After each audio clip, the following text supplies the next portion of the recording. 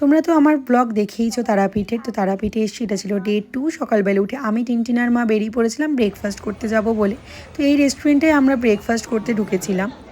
আমি নিয়েছিলাম কচুরি আর মা নিয়েছিল ধোসা, ভীষণ ভালো টেস্ট ছিল। তারপরে আমি, বাবা আর সুমিত বেরিয়ে পড়েছিলাম এই নজরুলের খাসির মাংসের দোকান থেকে। প্রতিবারে আমরা খাসির মাংস কিনি, কারণ সেদিনকে প্রচণ্ড মাটন খেতে ইচ্ছা করছিল আমাদের। তো আমরা রেস্টুরেন্টেই করতে দেবো মাটনটা। আর দেখো টিনটিন আর সুমিত গাড়িতে বসেছিল।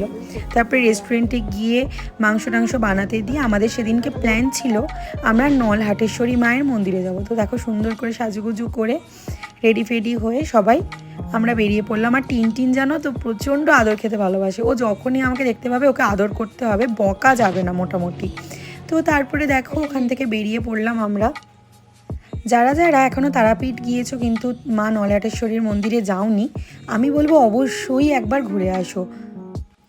তারাপীঠ থেকে ধরো ওই প্রায় 50 থেকে 55 মিনিট মতো টাইম লাগে, একদম কাছাকাছি ধরো মন্দিরটা। তো আরামসে তোমরা ঘুরে আসতে পারো, খুব ভালো লাগবে তোমাদের।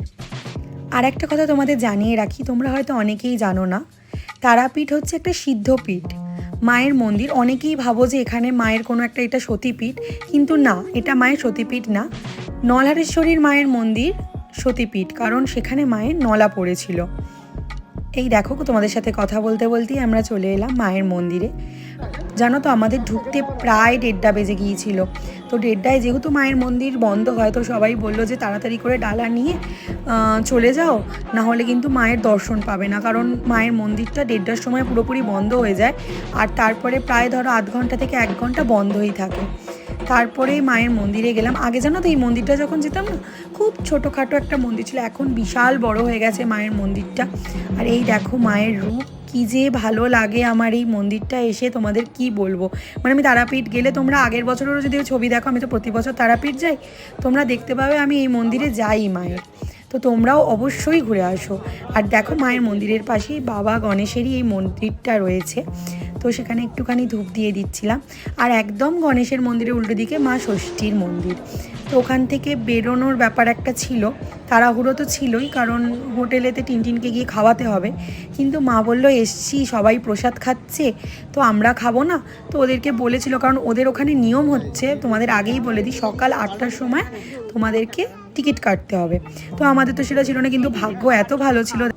নলহাটেশ্বরী মন্দিরে এসেছি আমরা। তারাপীঠ আসলেই নলহাটেশ্বরী মায়ের মন্দিরে আসি।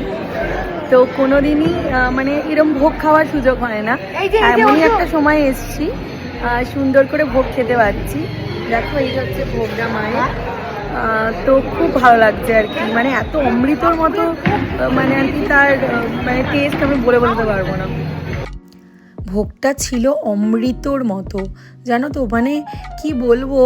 মানে আমি তো হোটেলেতে মাটন ওয়েট করছিল, কিন্তু না খেয়ে আমি ওখানেতেই বসে খেয়ে নিয়েছিলাম ওই ভোগটা পুরোটাই।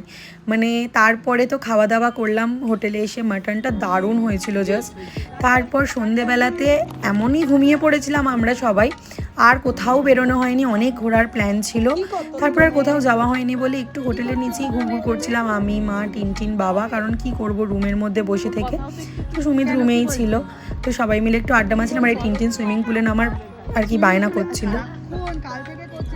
এরম করে সুন্দর করে আমরা ডে 2টা কাটালাম। তোমাদের কেমন লাগলো ব্লগটা অবশ্যই কমেন্ট করে জানিও। টাটা।